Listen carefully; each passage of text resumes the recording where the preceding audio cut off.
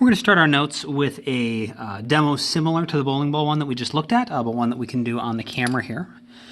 So instead of having a ring sitting on the ground, I have a roll of tape here, which is sort of like just, a really shallow cylinder. And I have a steel marble. And so if I put the marble inside of here, I can give it a little push and make it go in a circle.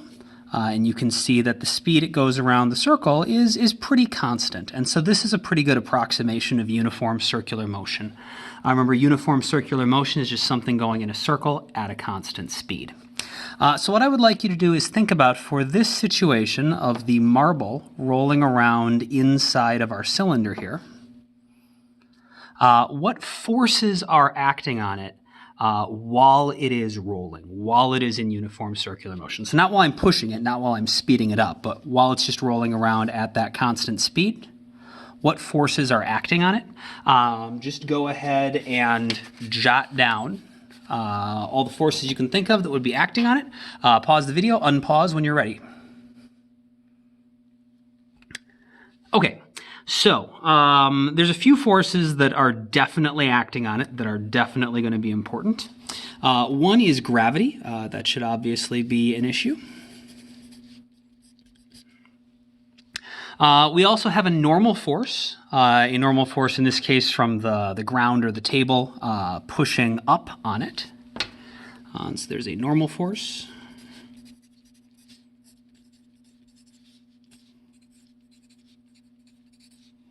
The ground.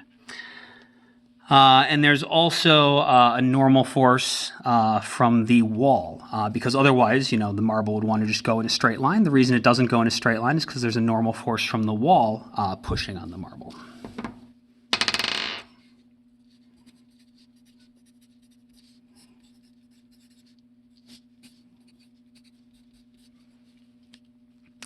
And those are the three major forces. Now, there's a couple other things some people might have thought of. One is air resistance.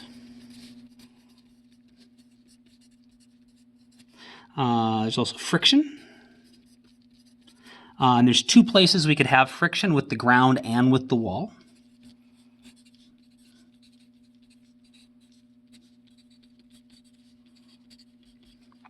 And sometimes people write down my push force. And sometimes people also, from having read the chapter, write down centripetal force. Okay, gravity is definitely pulling down on the marble, absolutely. The ground is definitely pushing back up. That's the reason the marble doesn't fall to the center of the earth. That is true. There's definitely a normal force from the wall. That's the reason the marble doesn't go in a straight line. Now, you may have noticed the marble didn't go in a perfectly constant speed around the ring. And that is because there are some minor forces due to air resistance. Friction gets complicated with rolling objects, but there could be a little friction, especially because, and then the other issue is that the ring isn't actually perfectly circular as well. There's some cushioning. The paper that I'm rolling this on and the cardboard this is made out of can deform a little bit. And that can cause some issues. But it goes at a pretty constant speed. And so we can conclude that those forces like air resistance and friction, those are going to be negligible in this case. And that's pretty much always the case with rolling objects. We'll get to rolling in a lot more detail later in the year.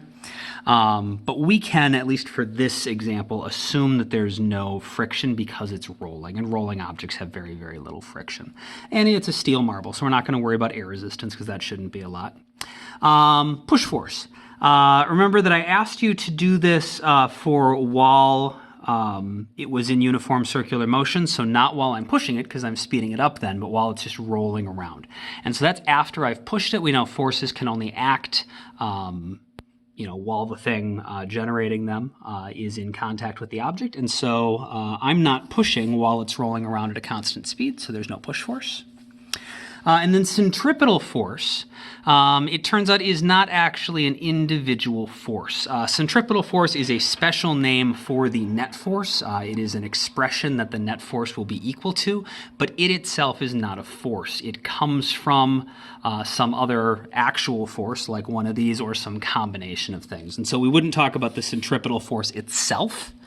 acting on the object. There has to be some just actual regular normal, like a normal force or gravity or tension or friction or something like that.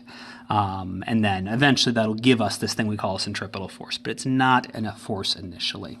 And so these are the three things that we want. And so what we're going to do is we're going to use those. We want to draw a free body diagram showing just these three. Those are the ones we care about. So this is going to be the free body diagram for an object, or for, let's say, a marble. Rolling around the inside of a cylinder at constant speed. Okay, so that's what we had. We had our cylinder, which was our tape roll. We had our marble, and it was rolling around inside at a basically constant speed.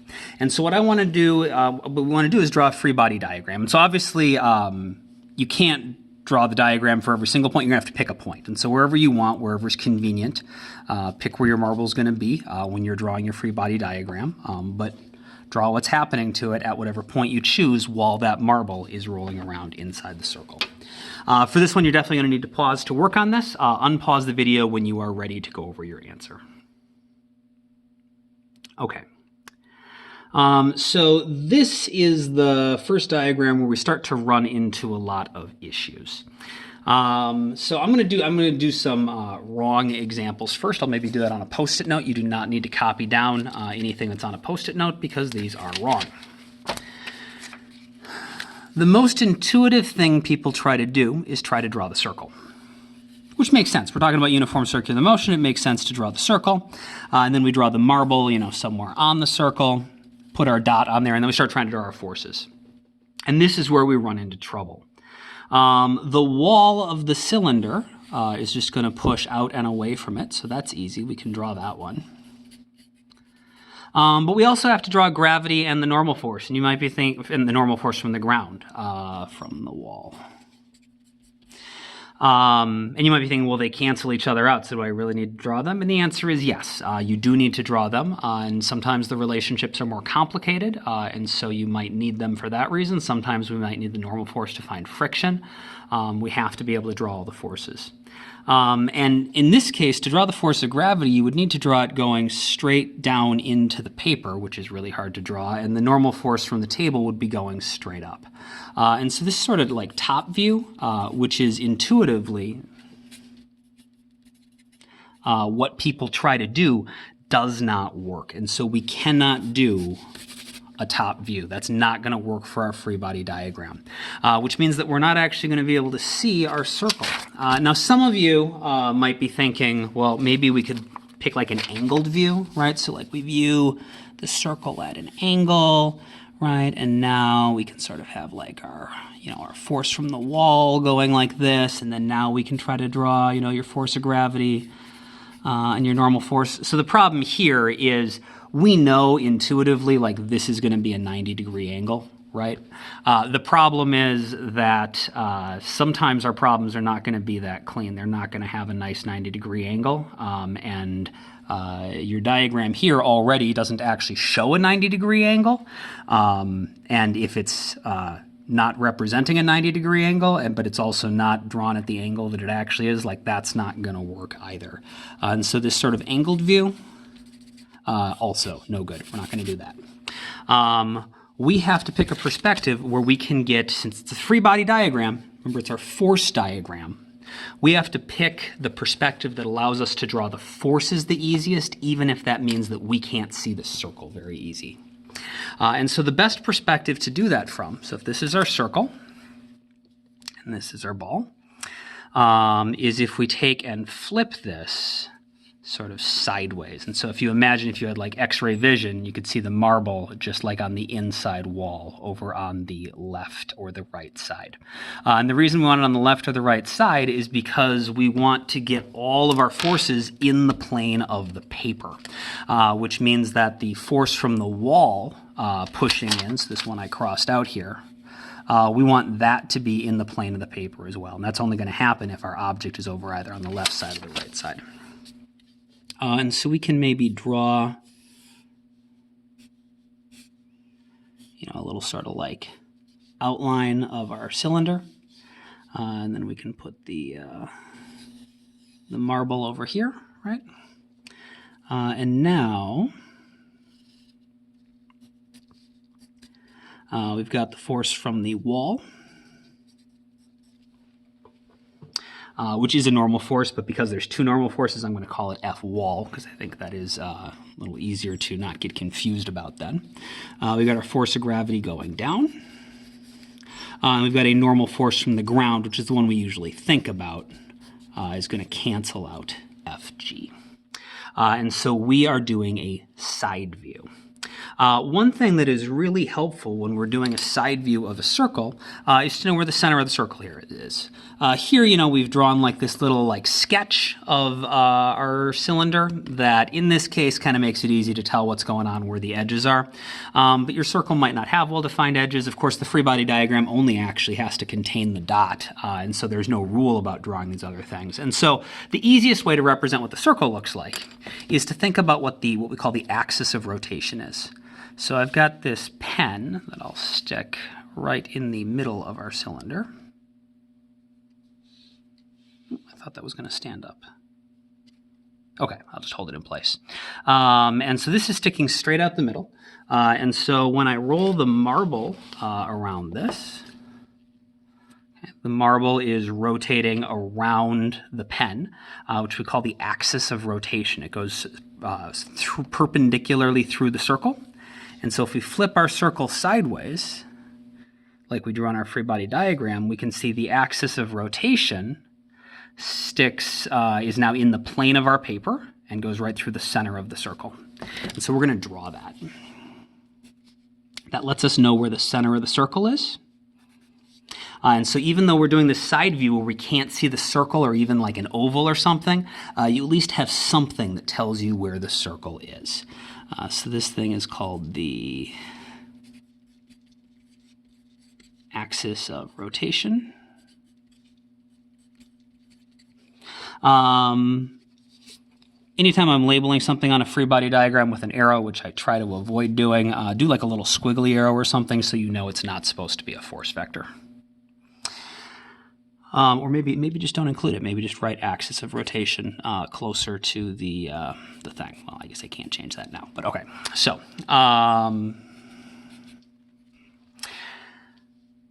and then the other thing I asked you to do was to show the net force off to the side. Remember, the net force is not,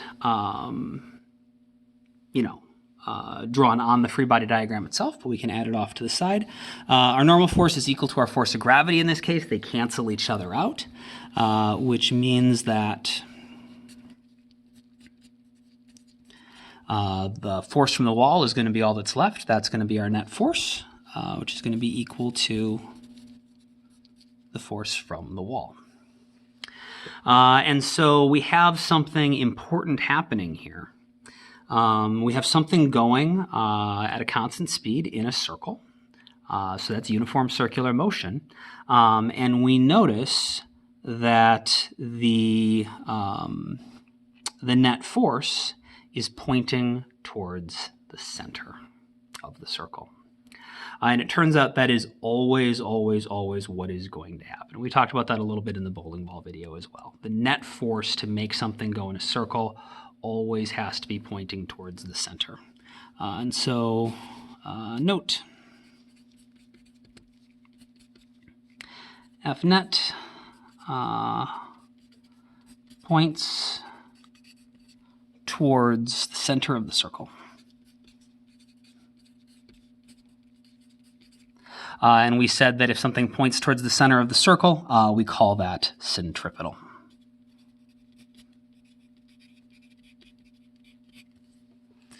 And so we are going to call that net force that is going to be equal to something we call the centripetal force. So the net force is equal to the force from the wall, which is also going to be equal to Fc.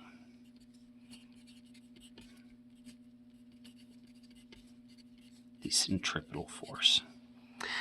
Centripetal force is just basically a special name for a net force that points towards the center. It is not an individual force, just like the net force is not an individual force.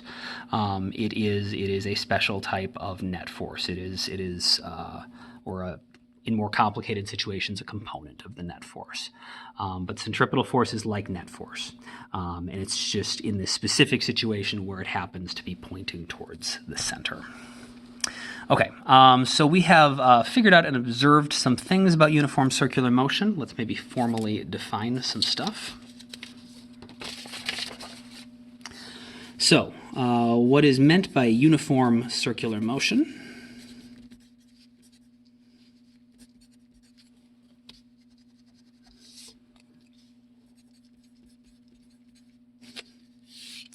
Is that we have an object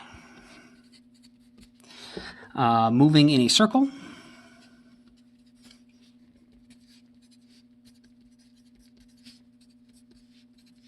at a constant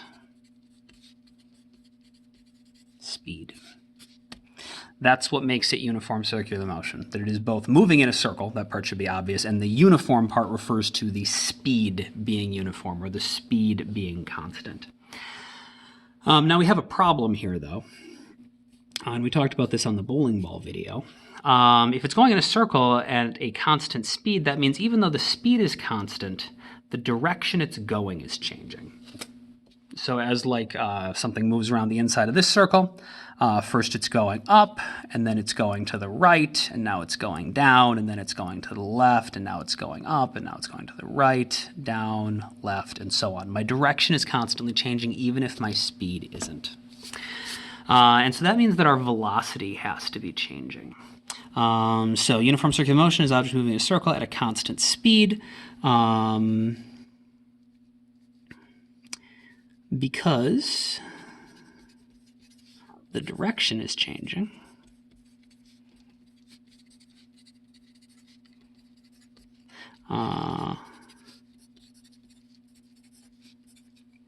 Even though the speed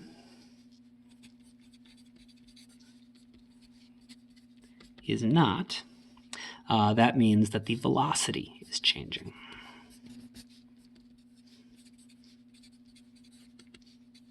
So we have a constant speed but a non-constant velocity, which is not something that we saw in one-dimensional motion. And of course, if your velocity is changing, by definition, the object must be accelerating.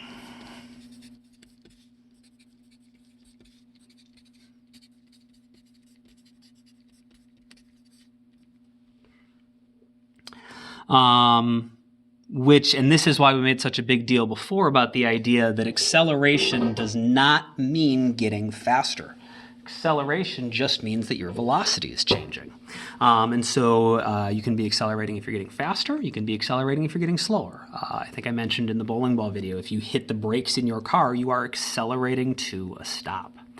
And so the object must be accelerating even though the speed is not changing.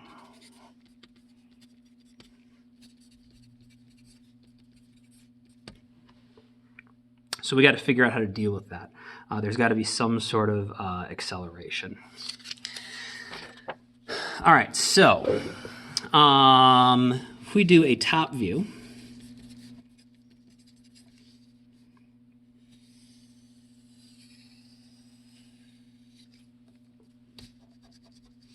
of something going in a circle. This is not going to be a free body diagram, right? So we got something going in a circular path. So maybe my object is right here, and it's going around like this. At any given point, the direction it is moving is along the edge of the circle.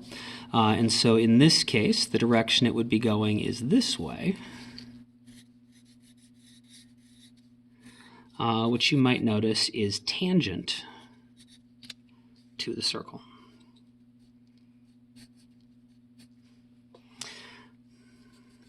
So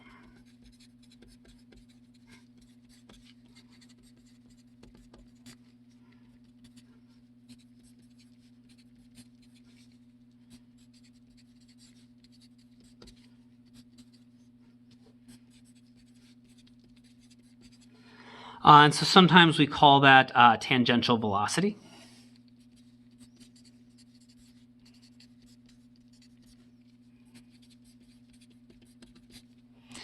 And so you could, you could write v little t if you want. Oftentimes, because we're always talking about a tangential velocity, so we won't actually write the t. We're talking about the tangential speed, and that's what we're always talking about in uniform circular motion. So we won't necessarily write the t, but you could think of if you want to be like really thorough, just to point out what a tangential velocity is. It's tangent to the circle, and we know from what we figured out before that for something going in a circle, the net force, it turns out, always points to the center. So we saw one example of this here. We saw another example with the bowling ball. And as we look at example after example after example in this unit, we're going to see that the net force always points to the center. And so from a top view, although we can't draw all of the forces, we can still draw the net force because that'll still be in the plane of our paper. Okay, so for an object in uniform circular motion,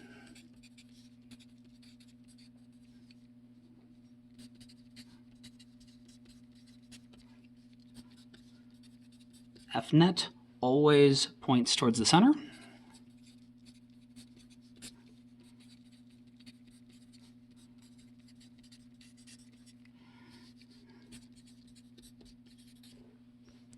Of the circle, and is called centripetal force.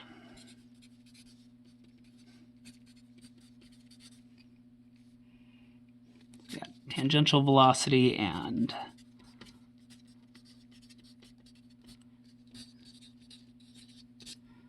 centripetal force, and that is going to be F sub c. So our net force is equal to Fc. And that's something we're pretty much always going to write in uniform circular motion. You're going to draw a free body diagram, and whenever you find the net force, you're going to write that it equals Fc. Or if you are drawing the net force on something else that is not a free body diagram like this, you're still going to have F net equals Fc. If you're doing problem solving, F net equals Fc. And so we've got a bunch of things, ways to find F net from our forces unit, and we're going to have a bunch of things that we can use to find Fc from this unit, and they're going to be equal to each other, and that's going to be the key to most of our problem solving. Finally, we might notice that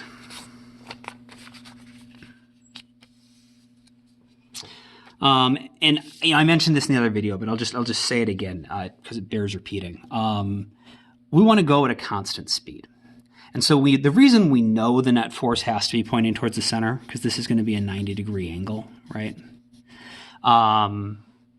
If the net force pointed at all forward, even if it was at an angle, if any part of it was forward, if your net force is in the same direction you're moving, you get faster. And it can't be at all backwards either, because it would get slower. But we know there has to be a net force because we have to accelerate. So we can't have the net force be zero, because then acceleration would be zero, and we would just go in a straight line at a constant speed because we'd have a constant velocity. And so it should make sense that to go in a circle at a constant speed, the only thing left is you have to go perpendicular to your velocity, which is centripetal. The other direction, I guess, would be out, right? But that'll just make a circle on the other side. And so it turns out, I guess, of those two possible directions, the two 90-degree angles, going towards the center of the circle is what makes it go in a circle, and we'll see a little bit more about why that is when we derive the equation.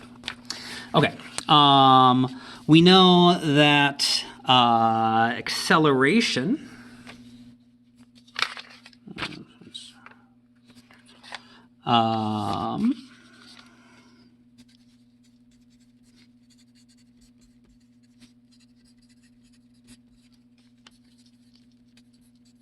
always points in the same direction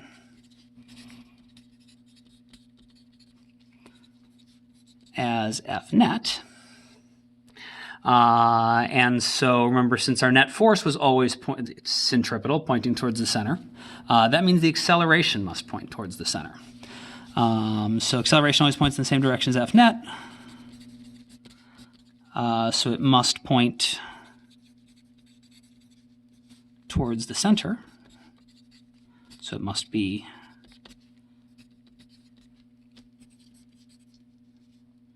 centripetal.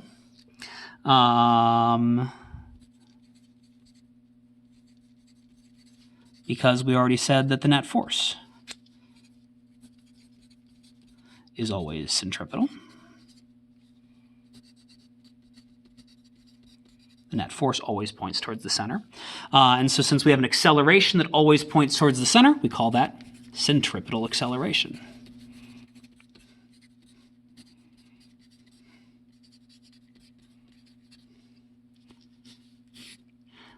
Which is going to be A sub C. And so on our top view, we can also actually draw that. We'll draw that parallel to our net force. It's got a different unit, so the scale's not going to match up, but we know it at least points towards the center.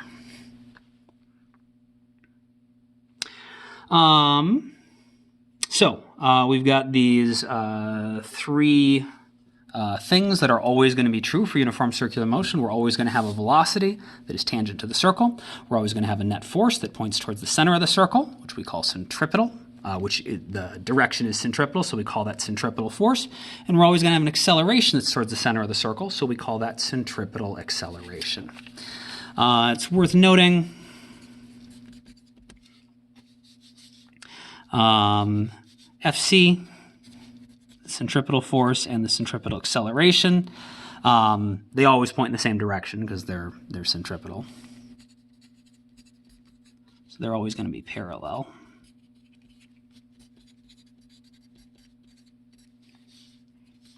And that means that the tangential velocity is always going to be perpendicular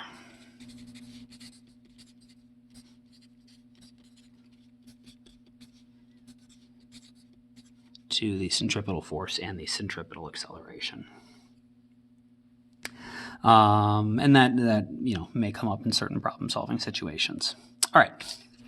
Now that we've got our diagram, an idea of what all of these forces are, or what's going on, the velocity we visualized both here and in the previous video. Net force we figured out had to be towards the center. We've seen a couple examples where that's true. Turns out it's always true. Acceleration has to point in the same direction as the net force.